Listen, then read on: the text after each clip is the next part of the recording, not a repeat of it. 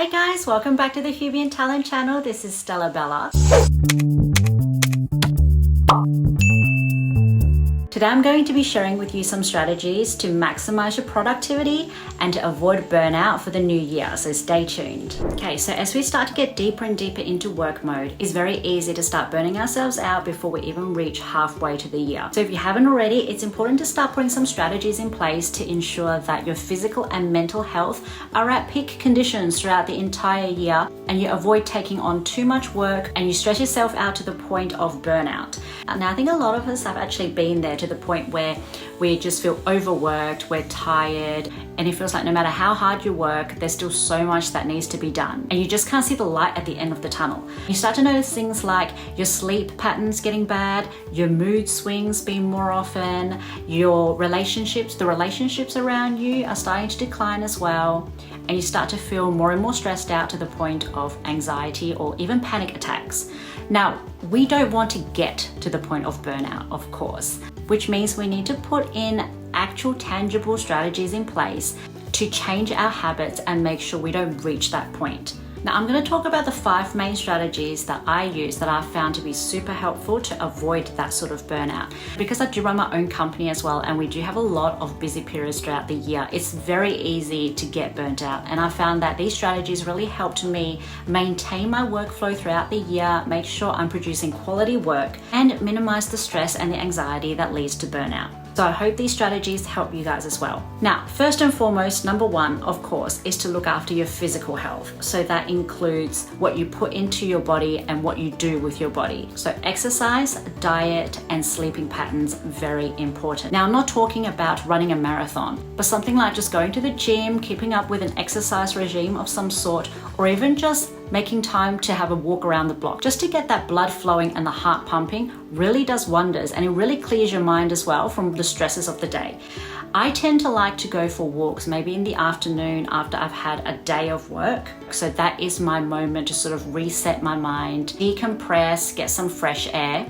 But it could be anything from just a basic walk, a yoga class, some time on the treadmill, or a group fitness class of some sort, or maybe even a dance class. So that's the physical side of things. Your eating habits, very important. And I know that a lot of us tend to stress eat, or if we're having a lot of late nights, we tend to like to have a little bit of midnight snacks. Occasionally, that's fine, of course, everything in moderation. But if you find that you are constantly eating badly because you're overworking yourself, that will cause a lot of issues to your health down the track. And of course, everything is linked. What goes in must come out. Not in the vulgar sense, more in the energy that you exert.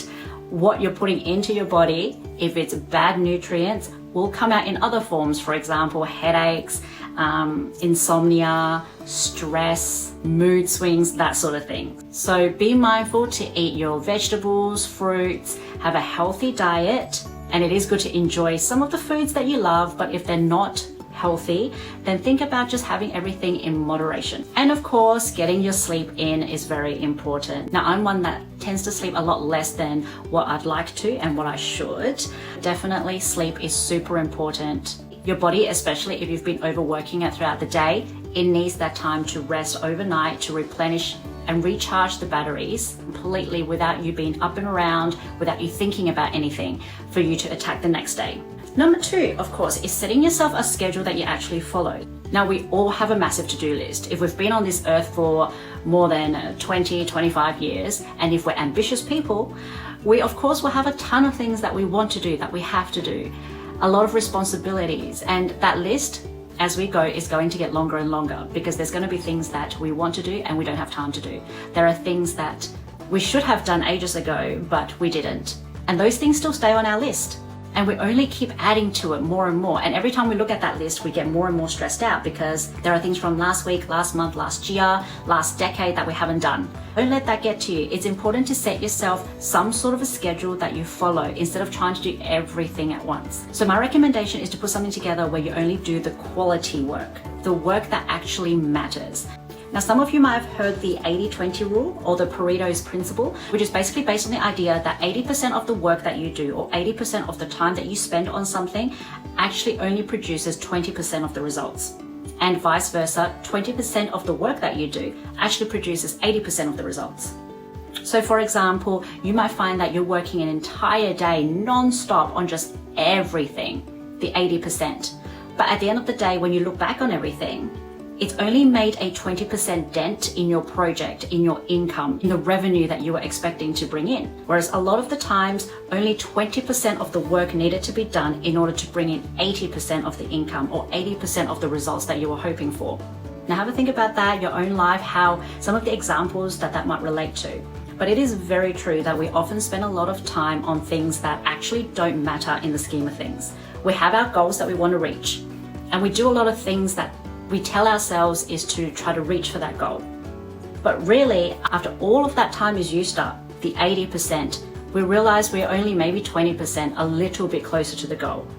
So it is important to schedule in your tasks, schedule in how you spend that time, and make sure the time that you're spending on your tasks, on the things that you need to do, on your to-do list, are actually things that are important and will reach your goal faster, not just things to make you feel busy or make you feel like you're doing something. And number 3, switching off. And that means switching off your phone, switching off from work, switching off from social media, or whatever it is that's stressing you out, finding some time to switch off from that. And that means maybe even just taking some time out for yourself from looking after your family, finding somebody else who can take over for an hour or two every single week so that you can go and have some sort of time to yourself, have a spa treatment, do a little bit of self-care so that you can actually truly call that time your own. Now, if it's work related, of course, switching off your normal devices, switching off your mobile, making sure you're not accessible to work for a certain period of time, whether it's as soon as you wake up, setting in rules like I'm not going to touch my phone for the first half hour, or clocking off and actually just switching off your phone. Or if you've got a really busy job that requires you to be semi on call all the time, then just have a moment every single day to say, 1 hour, I'm not going to touch my phone, I'm not going to look at it. Maybe set a special tone for someone who might call you in case of emergencies. So that is the only tone that will ring, but everything else is shut off, and you're not going to check social media, Facebook, Instagram, all of that is out for that hour. Very important, because a lot of us tend to live with our phones now. We live with our devices, so we are always on call. And I've noticed as well, like in the past few years, when I'm getting emails from clients, they expect almost immediate responses. If you don't respond within a couple of hours, you tend to get another email back asking if you've received the email because you haven't responded yet. We're all living in an age where it's almost expected that we are on call for jobs that are not supposed to be on call. And for our human brains and our human bodies, we're not designed to be robots. We're not designed to be on call all the time. We need to have some time to switch off, to not look at our devices, not to have that anxiety of being able to be contacted and reached anywhere by anyone. Make sure you follow through with this. Set a time every single night for yourself, even if it's just half an hour to start with, and slowly grow from there. Half an hour to 2 hours where you just switch your phone off. During that time, do whatever you like, whether it's have a bath, read a book, something that is away from technology, spend time with your family and friends, build physical, real-life human connections with somebody. Number 4, don't be so hard on yourself. A lot of our own anxieties and stresses are self-imposed and self-caused. And this is something that we might not like to admit, because it's basically saying the things that happen to us are caused by us. Not many people like to take the blame for their own actions, but it is true. Ultimately, we always have a choice in what we do, in how we choose to spend our time.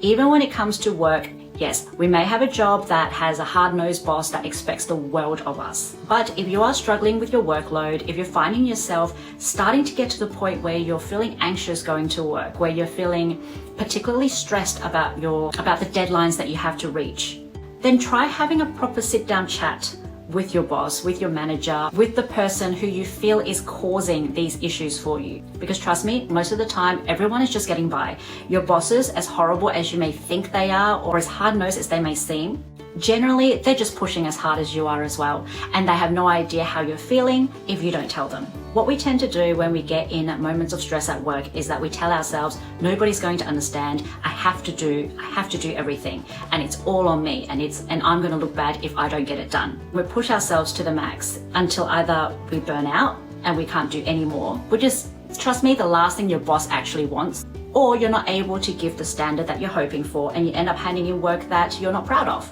Either way, the easiest solution would have been to just sit down and have an honest chat with your boss or the people involved and just let them know how you're feeling, how you're not coping with your workload, and maybe give them suggestions as to how they can actually help you overcome some of that, how they can help you maybe offload some to another team member, or give them an idea of what you can actually do and what are the things that you feel maybe you need to push back or to delegate to somebody else.